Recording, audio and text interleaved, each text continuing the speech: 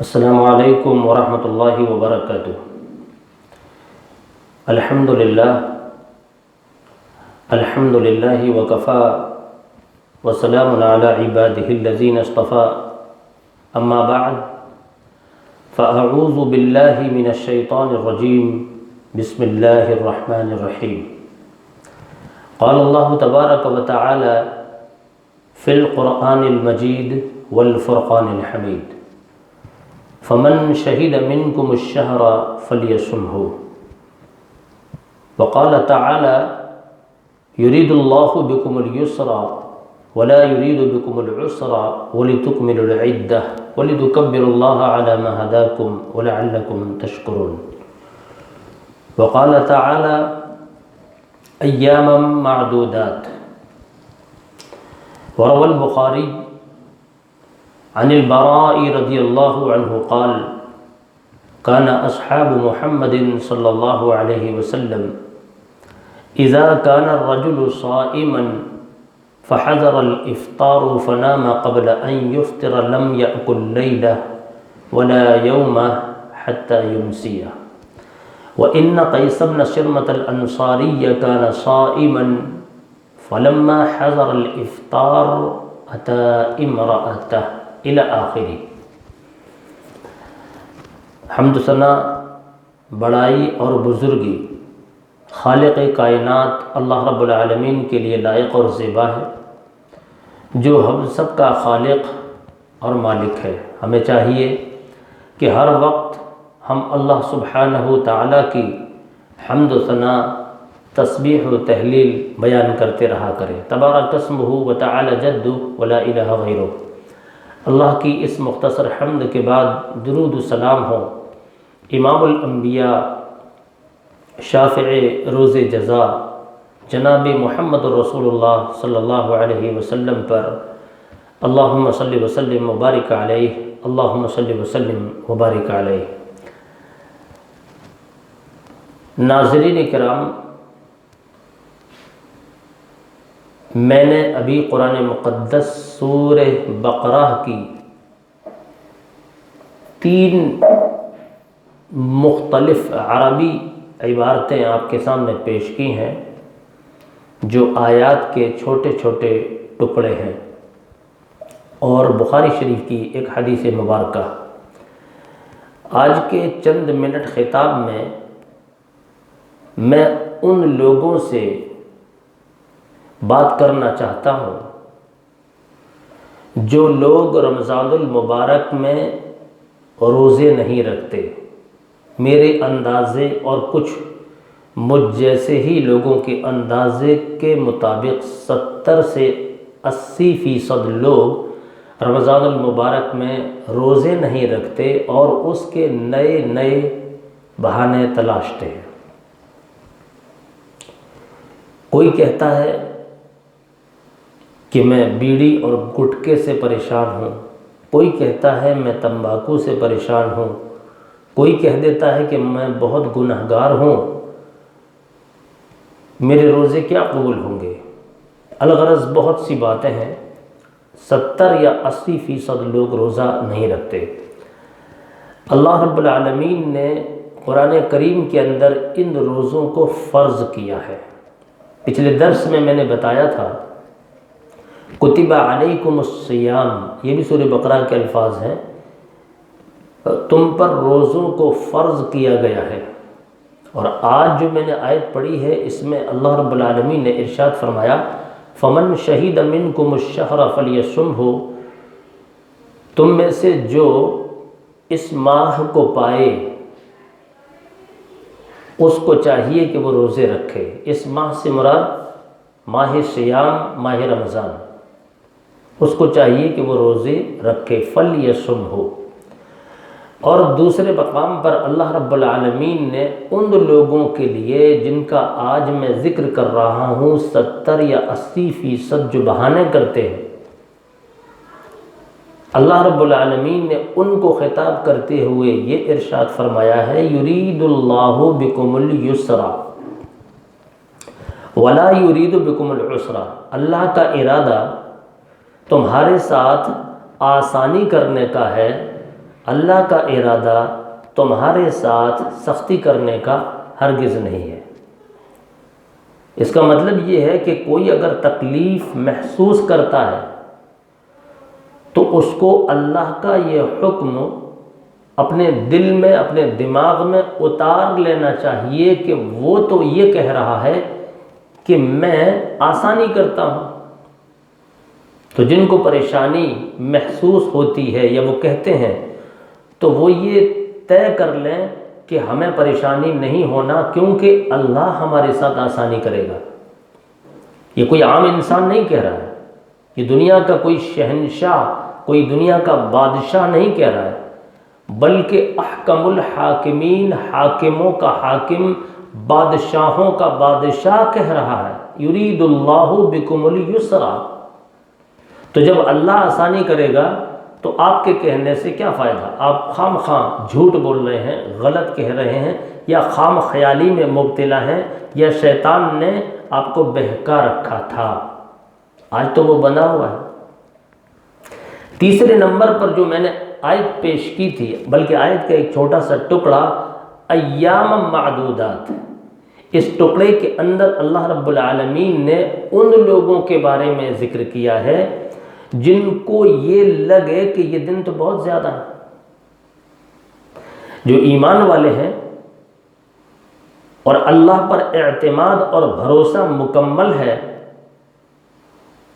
اور قبر سے، میدان حشر سے، حساب و کتاب سے ڈرتے ہیں، اور ان کے دل میں یہ طمع و لالچ ہے کہ مجھے جنت میں جانا ہے اور جنت کے اعلیٰ مقامات حاصل کرنا ہے، تو وہ تو روزے رکھتے ہیں، کم دن ہو زیادہ دن ہو، انہیں کوئی فرق نہیں پڑتا۔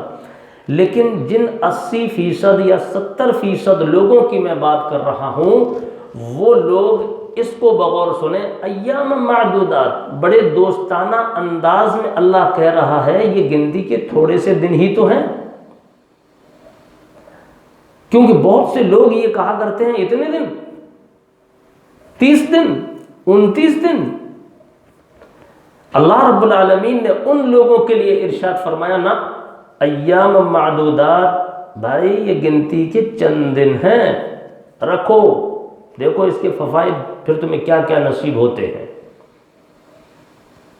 اب وہ سوال کر دے کہ گنتی کے چند دن ہم کیسے محسوس کریں، تو ان کو اس طرح سمجھائیے کہ سنیے، ایسے سال میں 360 دن ہے کم و بیش، 29 یا 30 دن کا عربی مہینہ ہوتا ہے، اور 30 دن کے حساب سے بھی 12 یا 36 360 دن ہوتے ہیں، کچھ دن کم ہی ہو جائیں گے کیونکہ بعض مہینے 29 کے بھی ہوتے ہیں۔ اب ان 360 دن میں سے 30 یا 29 دن یہ ماہ رمضان کے روزوں کے نکال دو تو ادھر بچتے ہیں 330 دن۔ 330 دن ایک طرف رکھ دو اور 30 دن ایک طرف رکھ دو، اور ایک بڑے مجمع کو بلاؤ اور کہو کہ 330 زیادہ ہیں یا 30 زیادہ ہیں، تو وہ پورا کا پورا مجمع یہ سوال کرنے والے کو بے وقوف کہے گا۔ کیسا سوال کر رہے ہو؟ اندھے ہو؟ کم عقل ہو؟ پاگل ہو گئے ہو؟ کچھ علم نہیں ہے، کچھ سمجھ نہیں ہے؟ کہاں 330 کا ڈھیر اور کہاں 30، اور سوال کرتے ہو؟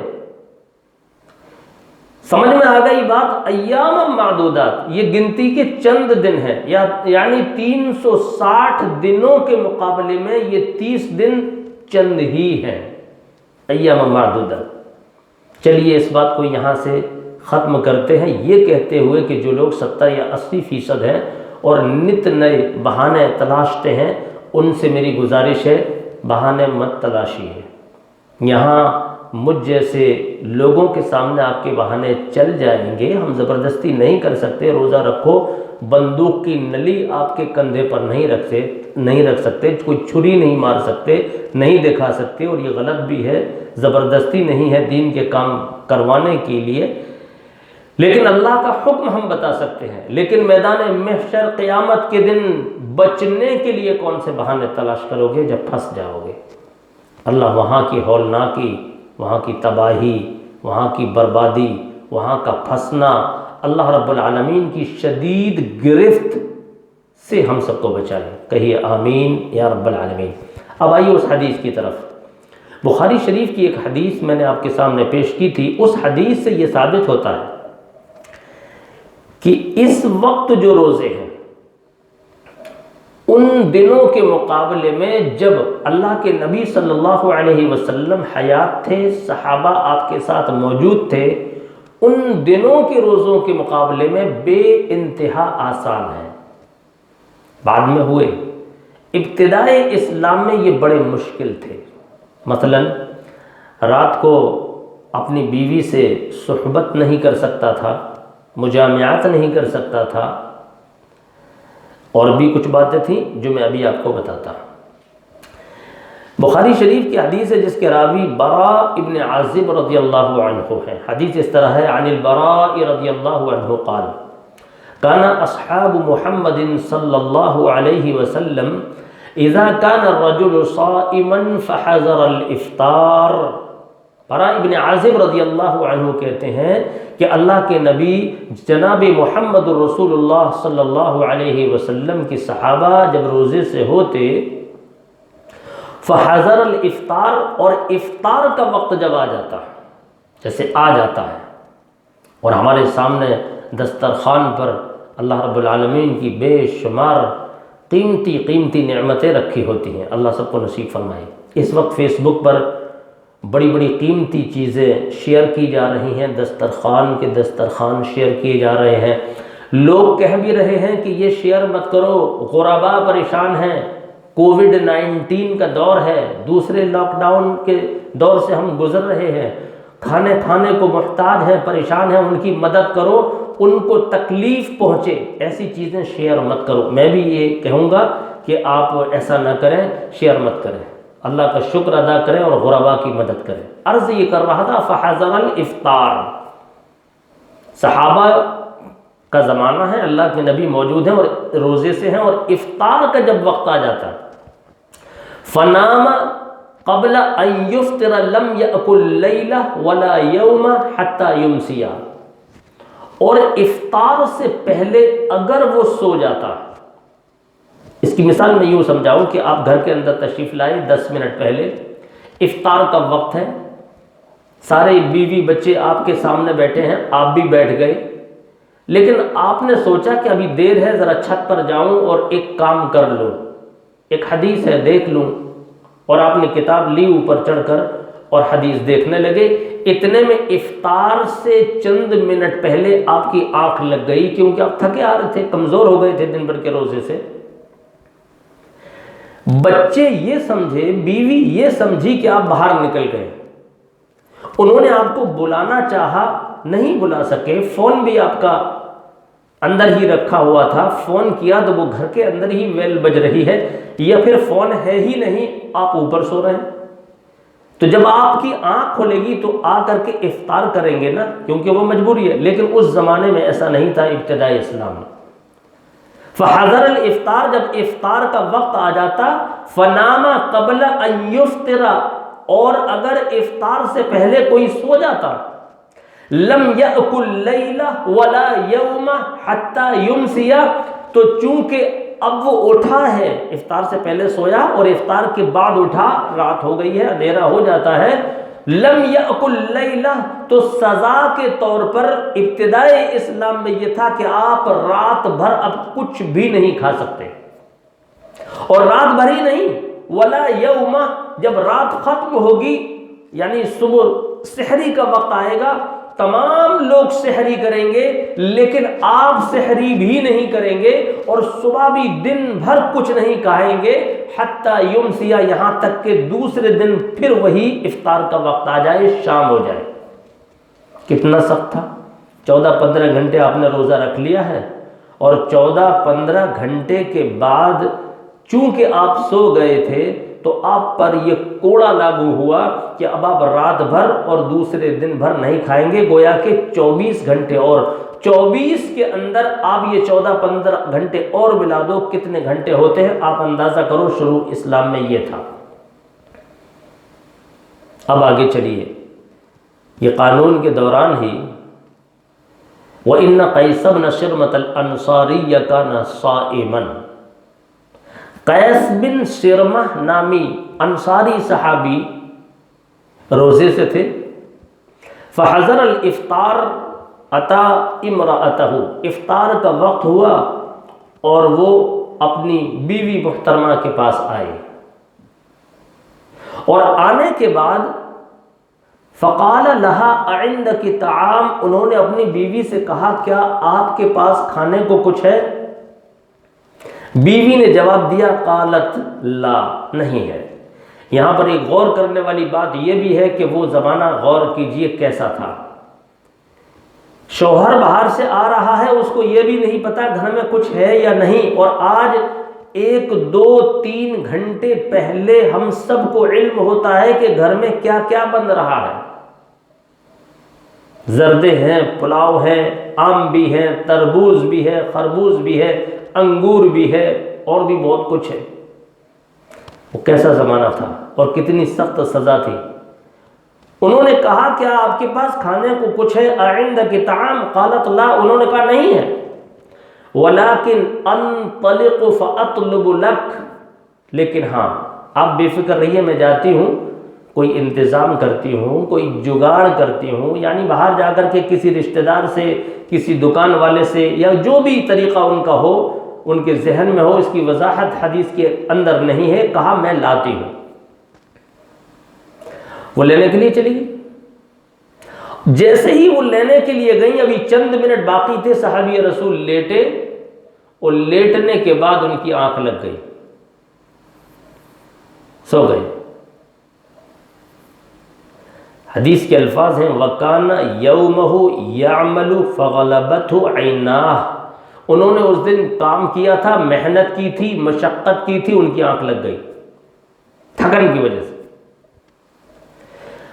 فَجَاءَتْهُ امْرَأَتُهُ، ادھر ان کی آنکھ لگی، افطار ہو چکا، اور وہ جگاڑ توگاڑ کر کے جہاں سے بھی آئیں اور جو بھی لے کے آئیں، جیسے ہی آئیں اور گھر کے اندر داخل ہوئیں، فَلَمَّا رَأَتْهُ قَالَتْ خَيْبَةً لَكَ، انہوں نے جیسے ہی انہیں دیکھا اور دیکھنے کے بعد فرمایا افسوس، اف، تم تو محروم ہی رہے۔ مطلب یہ تھا کہ جب افطار کا وقت ہونے والا تھا اور تم پوچھ رہے تھے عندک طعام، کیا تمہارے پاس کچھ کھانے کو ہے، اور میں نے کہا تھا کہ نہیں میں جاتی ہوں، کوئی انتظام کر کے لاتی ہوں، تو اس وقت بھی تم محروم تھے کیونکہ تھا نہیں، اور جب میں انتظام کر کے لائی اس میں لانے میں ذرا دیر ہو گئی، اور آتے آتے میں نے دیکھا افطار ہو چکا اور آپ سو رہے ہیں، اب ہے تو بھی نہیں کھا پاؤ گے، اب محروم تھے، محروم ہی رہے۔ اب کیا ہوتا ہے؟ فَلَمَّا انْتَصَفَ النَّهَارُ غُشِيَ عَلَيْهِ، صبح ہو گیا، یعنی دن، افطار کا وقت آیا، سب نے کیا، وہ نہیں کر سکتے تھے، لیکن دن ہو گیا، رات کے 12 گھنٹے گزرے، دن ہوا، اب دن کے 12 گھنٹے گزارنا ہے حتی یمسی، شام تک، لیکن ابھی دن ہے۔ فَلَمَّا انْتَصَفَ النَّهَارُ غُشِيَ عَلَيْهِ، ان پر جب دن ہوا تو غشی طاری ہو گئی، غشی علیہ، ان پر بے ہوشی طاری ہو گئی، گر پڑے، بے ہوش ہو گئے۔ فذکر ذلک للنبی صلی اللہ علیہ وسلم، یہ اتنا بڑا حادثہ تھا کہ اس کا ذکر اللہ کے نبی صلی اللہ علیہ وسلم کے سامنے کیا گیا کہ یا نبی اللہ ایسا ہو گیا۔ جب اس کا ذکر کیا تو اس وقت کوئی قانون نہیں تھا کہ آپ بتاتے، قانون فوراً نازل ہوا۔ فنزلت هذه الآیہ احل لکم لیلۃ الصیام الرفث الی نسائکم، سب سے پہلے اللہ رب العالمین نے یہ خوشخبری سنائی کہ تم پر رمضان المبارک میں جو روزے چل رہے ہیں، دن کو چھوڑ کر رات میں جو تمہارا مجامعات کرنا، صحبت کرنا تم پر منقطع کر دیا گیا تھا، روک دیا گیا تھا، اس کو اب حلال کیا جاتا ہے، اس کی تمہیں اب اجازت دی جاتی ہے۔ صحابہ کے الفاظ ہیں فَفَرِحُوا بِهَا، اس پر وہ بہت خوش ہوئے، اس پر وہ خوش ہوئے، لیکن آگے کیا ہے؟ فرحاً شدیدہ، بہت خوش ہوئے، ایک مہینہ بہت ہوتا ہے.